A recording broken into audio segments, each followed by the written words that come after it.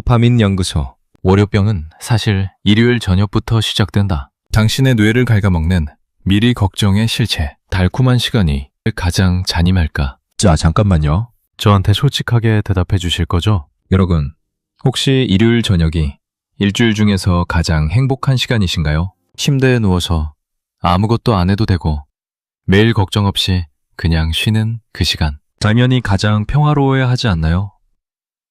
지금 이 순간까지도 아직 14시간이나 남았는데요. 그런데 왜일까요? 일요일 오후 10시.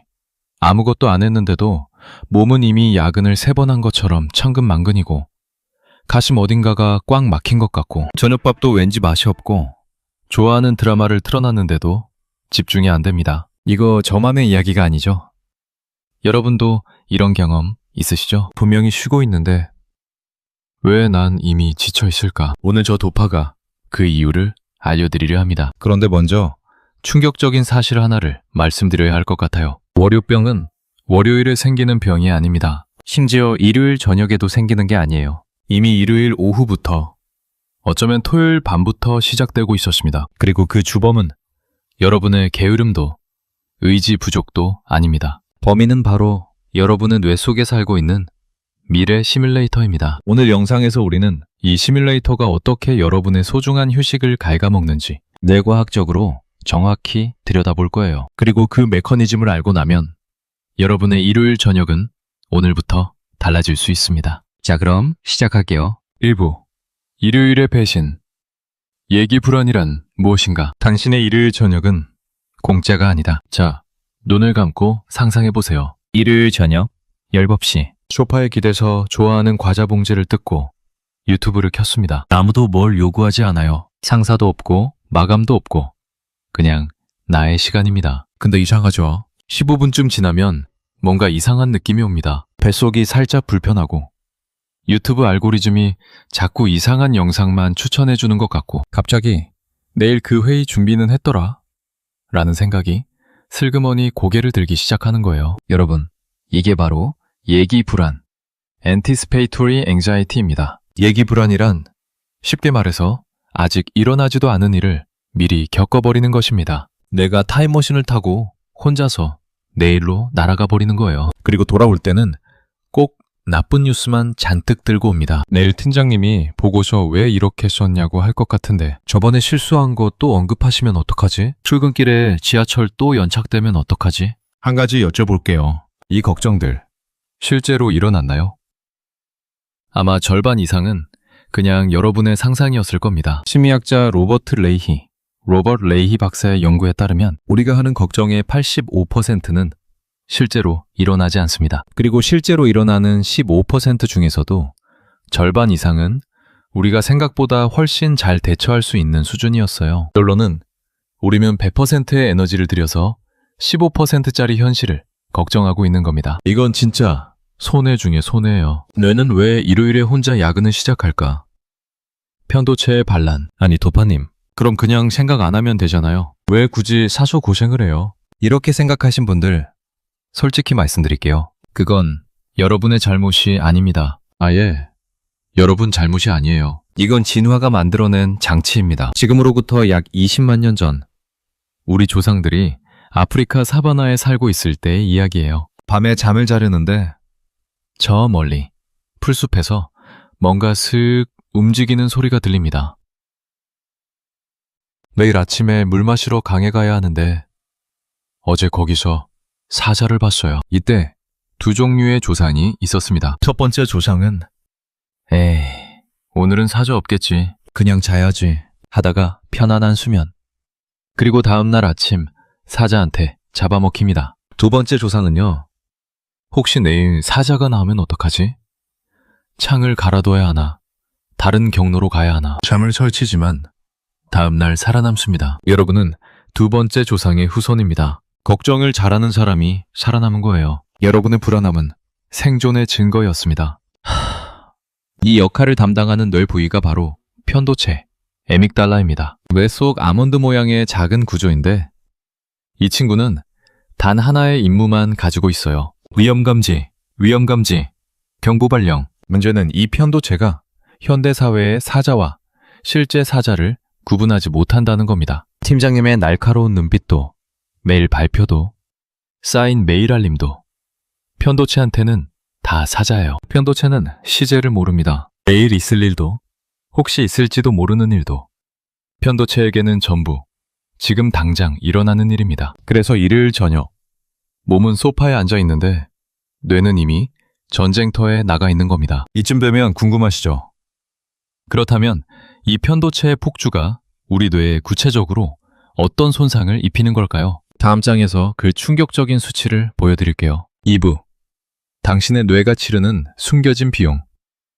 뇌과학으로 본 미리 걱정. 일요일 저녁의 무보수약은 전두엽 마비와 도파민 고갈. 자동차 좋아하시는 분들, 이 비유 마음에 드실 거예요. 아닌 분들도 쉽게 이해하실 수 있을 거예요. 여러분의 몸은 일요일 저녁에 주차 피 상태입니다. 엔진을 끄고 쉬어야 하는 시간이에요. 그런데 예기 불안이 찾아오면 뇌라는 엔진에 누군가가 풀 악셀을 밟아버립니다. 기어는 피에 놓인 채로 RPM이 8,000까지 올라가는 거예요. 기름은 미친 듯이 타는데 차는 한 발자국도 못 나갑니다. 이게 뇌과학적으로는 어떤 일이 벌어지는 걸까요? 예기 불안 상태가 되면 뇌 속에서 코르티솔, 즉 스트레스 호르몬이 분비되기 시작합니다. 코르티솔은 원래 긴급 상황에서 우리 몸을 각성시키는 유용한 호르몬이에요. 근데 이게 아무 이유 없이 일요일 저녁에 분출되기 시작하면 이야기가 달라집니다. 코르티솔이 올라가면 우리 뇌의 CEO, 전두엽, 프리프론털 콜텍스의 활동이 억제됩니다. 전두엽은 논리적 판단, 감정 조절, 계획 수립을 담당하는 가장 이성적인 부위예요. 그런데 이 녀석이 마비되면 어떻게 될까요? 감정적인 편도체만 혼자 날뛰게 됩니다. 이성의 브레이크 없이 공포와 불안에 엑셀만 밟히는 거예요. 동시에 행복 호르몬인 도파민, 수치고 함께 떨어집니다. 도파민은 우리가 지금 여기에서 즐거움을 느끼게 해주는 호르몬인데 뇌가 내일 걱정에 빠져버리면 현재의 즐거움을 느끼는 능력 자체가 저하되는 겁니다. 멜과 좋아하는 드라마를 봐도 재미없고 맛있는 음식을 먹어도 맛이 없고 살아가는 사람이 옆에 있어도 마음이 멀리 있는 이게 다 도파민 고갈의 증상이에요. 그리고 월요일 아침이 되면 정작 달려야 할 때 엔진은 이미 과열되어서 눌어붙어 있습니다. 연료도 바닥났고요. 이게 바로 우리가 월요일 아침에 느끼는 그 형언할 수 없는 피로감의 정체입니다. 실제로 아무것도 안 했는데 지쳐있는 이유. 이제 아셨죠? 85%의 진실, 걱정의 수학적 비용을 계산해봤습니다. 자, 수학 시간입니다. 걱정 안 하셔도 돼요. 진짜 쉬워요. 여러분의 뇌 에너지를 딱 100만 원이라고 가정해볼게요. 하루를 시작하면 100만 원을 받는 거예요. 시나리오 A. 평화로운 일요일 낮에 놀고 저녁에 맛있는 거 먹고 좋아하는 영상 보고 잠들면 에너지 소비가 약 10만 원이에요. 월요일 아침에 90만 원으로 시작하는 겁니다. 시나리오 B. 예기 불안의 일요일 오후 5시부터 걱정이 시작됩니다. 뇌는 내일의 시나리오를 수십 가지 돌려봅니다. 최악의 경우를 상상하고 대응책을 만들고 또 그 대응이 실패하면 어떡하나 걱정하고 이게 밤 10시까지 계속되면 에너지 소비가 무려 50 내지 60만 원입니다. 월요일 아침에 고작 40만 원으로 시작하는 거예요. 그런데 더 충격적인 게 있어요. 아까 말씀드린 로버트 레이 박사의 연구를 다시 떠올려 보세요. 걱정의 85%는 실제로 일어나지 않는다. 남은 15%도 절반 이상은 충분히 해결 가능한 수준이다. 즉 우리가 일요일 저녁에 소비한 50만 원 중에서 실제로 필요한 걱정에 쓰인 돈은 불과 78만 원 정도예요. 나머지 42만 원은 그냥 길바닥에 버린 겁니다. 매주 일요일마다 42만 원씩 버립니다. 한 달이면 168만 원.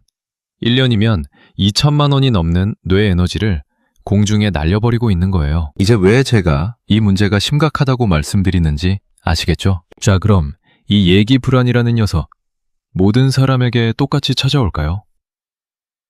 아니요. 사람마다 다릅니다. 특히 여러분의 성격 유형에 따라 이 공격 방식이 완전히 달라요. 다음에서 MBTI별로 낱낱이 파헤쳐 드릴게요. 3부. 나만 이런 게 아니었어? MBTI별 일요일 저녁 생존기. 내 일요일 저녁을 망치는 건 나의 성격이었다. MBTI 유형별 예기 불안 분석. 자, 솔직하게 말씀드릴게요. MBTI가 완벽한 과학은 아닙니다. 하지만 사람들이 스트레스를 받는 방식에는 분명 패턴이 있고 그걸 성격 유형으로 이해하면 아, 나만 그런 게 아니구나 라는 위로를 받을 수 있어요. 그게 중요한 겁니다. 자, 유형별로 가봅니다. 본인 유형 찾아보세요. ISTJ, ISFJ. 완벽한 준비자형의 일요일 저녁. 이 유형의 사람들, 일요일 저녁에 뭘 할까요? 매일 할 일 리스트를 머릿속으로 무한 반복 재생합니다. 마치 컴퓨터가 자동 저장을 계속 누르는 것처럼 내가 계속 새로 고침을 합니다. 내일 9시 미팅, 10시 보고서 제출, 오후 2시 거래처 전화. 잠깐, 보고서에서 3페이지 숫자 다시 확인해야 하는데 책임감이 워낙 강하다 보니 단 하나라도 놓치면 안 된다는 압박이 뇌를 쉬지 못하게 하는 거예요. 이 유형에게 일요일 저녁은 준비의 시간입니다. 그런데 그 준비가 끝이 없는 게 문제예요. 실제 사례. 초등학교 교사 32세 지윤 씨는 일요일마다 수업 준비가 다 됐는데도 새벽 2시까지 교재를 다시 펼쳐봤습니다. 눈으로 확인하지 않으면 불안이 가시질 않는다고 했어요. INFJ, INFP, 이상주의 감수성형의 일요일 저녁. 이 유형은 조금 다릅니다. 이들의 걱정은 일에서 시작해서 존재의 문제로 번집니다. 내일 팀장이 날 어떻게 생각할까? 나는 회사에서 쓸모 있는 사람인가? 그런데 나는 왜 이 일을 하고 있지? 내 삶의 의미는 무엇인가? 5분 만에 월요일 회의 걱정에서 삶의 철학적 질문으로 도달하는 초고속 열차입니다. 감수성이 풍부하고 관계를 중요시하는 이 유형은 상대방이 나를 싫어하거나 실망할지도 모른다는 불안에 특히 취약합니다. 실제 사례 마케터 29세 현우 씨는 일요일 밤만 되면 내가 팀에 필요한 사람인지 모르겠다는 생각이 들어서 괴롭다고 했습니다. 실제로는 팀에서 가장 인정받는 사람인데도요. ENTP, ENFP, 탐험가, 회피형. 의 일요일 저녁. 이 유형이 개인적으로 가장 안타깝습니다. 이들은 회피의 달인입니다. 일요일 저녁. 불안이 슬금슬금 올라오면 유튜브를 켜고 친구한테 뜬금없이 연락하고 갑자기 새로운 취미를 검색하고 냉장고를 열었다 닫았다 합니다. 그리고 밤 11시 갑자기 현실 자각 타임, 현타가 옵니다. 아, 내일 진짜 어떡하지? 하루 종일 미뤄온 불안이 한꺼번에 쏟아지는 거예요. 이 유형이 가장 힘든 건 낮 동안 충분히 쉬었다고 생각했는데 실제로는 불안해서 도망친 것뿐이라는 거예요. 진정한 휴식은 없었습니다. 실제 사례. IT 개발자 26세 민재 씨는 일요일은 넷플릭스를 8시간 봤는데 왜 월요일이 더 힘든 거야? 라고 했어요. 이 말에서 모든 게 설명됩니다. INTJ, ENTJ, 전략가, 과부하형의 일요일 저녁. 이 유형의 일요일은 겉으로 보기에 가장 생산적으로 보입니다. 다음 주 계획을 세우고 업무를 미리 정리하고 목표를 점검합니다. 그런데 이들의 문제는 쉬는 방법을 모른다는 거예요. 쉬면 불안합니다. 내가 뒤처지는 것 같고 내일을 통제하지 못하는 느낌이 드니까요. 이 유형에게 아무것도 안 하는 것이 가장 큰 스트레스입니다. 실제 사례 컨설턴트 35세 수연 씨는 휴가지에서도 노트북을 폈습니다. 쉬는 게 죄 짓는 것 같다고 했어요. 번아웃이 왔을 때 처음으로 이게 문제라는 걸 깨달았다고 합니다. 자, 어떠세요? 본인 유형 찾으셨나요? 어떤 유형이든 공통점이 있습니다. 얘기 불안은 우리 모두를 공격합니다. 방식만 다를 뿐이에요. 그렇다면 이 뇌의 오작동에서 벗어나는 방법은 무엇일까요? 이제 진짜 핵심으로 들어갑니다. 무조건 메모 준비하세요. 4부 뇌 해킹 처방전. 지금 당장 일요일을 되찾는 법. 완벽주의 교사의 일요일 밤. 불안을 종이 위에 매려놓다. 처방전을 드리기 전에 한 분의 이야기를 해드리고 싶어요. 저와 자주 얘기를 나누는 초등학교 선생님 이야기예요. 30대 초반 여성이고 아이들을 너무 사랑하는 분이에요. 이 선생님은 일요일 오후 4시만 되면 가슴이 두근거리고 체한 것 같은 느낌이 온다고 했습니다. 수업 준비는 금요일에 다 끝냈어요. 할 일도 없는데 몸이 말을 안 듣는 거예요. 매일 3교시 체육 시간에 비가 오면 어떡하지? 김민준 학생이 또 친구랑 싸우면 오늘 부모님한테 연락 못 드린 게 있는데 걱정이 꼬리에 꼬리를 물었습니다. 그리고 일요일 밤이 되면 몸은 완전히 녹초가 됐어요. 정작 월요일 아이들 앞에 서면 에너지가 없었고요. 그분이 제 조언을 받고 딱 한 가지를 바꿨습니다. 일요일 저녁 머릿속을 떠다니는 그 걱정들을 종이 위에 전부 꺼내 쓰게 했습니다. 아무리 사소한 것도 다요. 그리고 각 걱정 옆에 딱 한 문장을 적었어요. 그건 내일에 내가 해결할 거야. 이게 심리학적으로 무슨 의미냐면 뇌에게 이 문제는 처리 완료라는 신호를 보내는 겁니다. 전두엽에 종결 신호를 보내는 작업이에요. 뇌가 걱정을 계속 반복하는 이유 중 하나는 이 문제를 해결하지 않으면 잊어버릴까봐입니다. 종이에 적는 순간 뇌는 그걸 외부 저장소에 맡겼다고 판단하고 그 루프를 멈춥니다. 그 선생님, 그날 이후 일요일 밤에 숙면을 하기 시작했습니다. 월요일 아침 아이들에게 더 환하게 웃어줄 수 있게 됐다고요. 도파의 뇌 해킹 3단계 처방전. 자, 이제 여러분 차례입니다. 오늘 당장 쓸 수 있는 처방전 3가지를 드릴게요. 처방 1. 걱정 시간 예약하기. Worry Time Technique. 이건 역설적인 방법입니다. 걱정하지 마라가 아니라 걱정할 시간을 정해라예요. 심리학 연구에 따르면 걱정을 억지로 막으려 하면 오히려 더 강하게 돌아옵니다. 흰곰 생각하지 말라고 하면 더 생각나는 것처럼요. 방법. 일요일 오후 아버시부터 아버시 20분. 딱 20분을 공식 걱정 시간으로 지정하세요. 이 20분 동안은 마음껏 걱정하고 종이에 전부 적으세요. 오시 21분이 되면 소리내서 말하세요. 걱정 시간 종료. 오늘 업무 끝. 내일의 나에게 바톤 터치. 이 선언이 뇌에게 지금 이 걱정은 처리됐다 는 신호가 됩니다. 5시 21분 이후에 걱정이 다시 올라오면 나 이미 5시에 그 걱정 처리했잖아. 다음 주 일요일에 다시 걱정해줄게 라고 말해주면 됩니다. 처방 2. 몸으로 단내리기. Grounding Technique. 뇌가 자꾸 내일로 도망가려 할 때는 몸의 감각을 강제로 깨워야 합니다. 뇌과학적으로 설명하면 우리 뇌의 주인은 한 번에 한 곳에만 집중할 수 있어요. 지금 이 순간 신체 감각에 뇌가 집중하면 걱정에 쏠렸던 주의가 자연스럽게 분산됩니다. 방법 A. 아주 차가운 물로 세수하기. 찬물이 뺨에 닿는 순간 뇌는 아, 지금 여기 현실이구나를 인식합니다. 방법 B. 1분 동안 제자리 뛰기. 심박수가 올라가면서 뇌의 혈류 패턴이 바뀝니다. 걱정 루프를 물리적으로 끊는 거예요. 방법 C. 5, 4, 3, 2, 1. 감각 체크. 지금 눈에 보이는 것 5개, 들리는 소리 4개, 느껴지는 감각 3개, 냄새 2개, 맛 1개를 말해보세요. 강제로 지금 이 순간에 닻을 내리는 방법입니다. 처방 3. 도파민 디톡스 저녁 루틴. 일요일 저녁에 자극적인 SNS와 유튜브 쇼츠는 뇌에게 최악의 선택입니다. 왜냐고요? 그 콘텐츠들은 뇌를 계속 비교와 자극의 상태로 유지시킵니다. 저 사람은 주말을 저렇게 사네. 나는? 이라는 생각이 들면서 불안이 더 커지거든요. 뇌에게 필요한 건 자극이 아니라 지금 아무것도 위험하지 않다는 안전 신호입니다. 추천 루틴. 저녁 8시 이후 스마트폰 알림 오프. 따뜻한 음료 한 잔. 종이책 읽기 5 명상 5분. 내일의 나에게 바톤 터치. 선언 후 취침. 지루해 보이죠? 맞아요. 뇌에게는 그 지루함이 필요합니다. 아무 일도 일어나지 않는다는 신호를 반복해서 받아야 편도체의 경보음이 꺼지거든요. 이 3가지 처방전을 다 들었는데 뭔가 더 본질적인 이야기가 필요하다는 느낌이 드시지 않으세요? 네, 맞습니다. 기술보다 먼저 바꿔야 할 게 있어요. 마지막 장에서 말씀드릴게요. 당신은 쉬어야만 하는 존재입니다. 휴식은 보상이 아니라 연료입니다.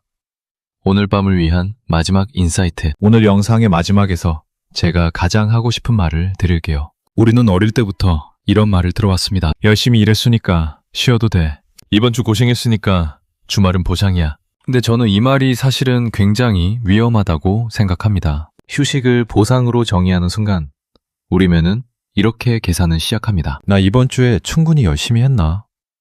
쉬어도 될 자격이 있나? 이 계산이 불안을 만듭니다. 쉬면서도 불안하고 못 쉬면서도 불안한 거예요. 휴식은 보상이 아닙니다. 연료입니다. 자동차가 연료가 없으면 출발을 못하듯이 우리 뇌와 몸도 충분히 쉬어야 다음 날을 제대로 살 수 있습니다. 쉬는 게 권리가 아니라 의무예요. 여러분은 쉴 자격을 얻어야 하는 게 아니라 생물학적으로 쉬어야만 하는 존재인 겁니다. 그리고 일요일 저녁에 불안해하는 여러분, 제발 스스로를 탓하지 마세요. 그 불안함은 여러분이 나약해서가 아닙니다. 그건 여러분이 자신의 삶을 정말 소중하게 여기고 잘 살고 싶어 하는 사람이라는 증거입니다. 만지 그 에너지의 방향을 미래의 걱정에서 지금 이 순간의 회복으로 바꿔주기만 하면 됩니다. 내일의 사전은 내일의 당신이 충분히 이겨낼 수 있습니다. 오늘 밤 충분히 쉰 당신이라면요. 자, 오늘 밤 잠들기 전에 이 말을 소리내서 한 번만 해주세요.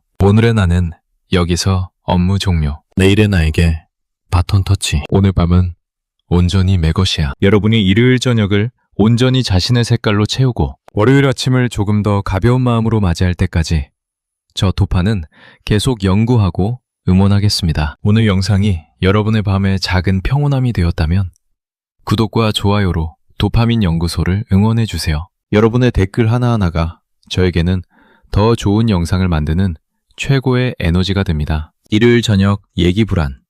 여러분은 어떻게 극복하고 계신가요? 본인만의 꿀팁이 있다면 댓글로 공유해주세요. 제가 직접 읽고 답변 달아드릴게요. 지금까지 도파민 연구소의 도파였습니다. 오늘 밤은 부디 평안히 주무세요.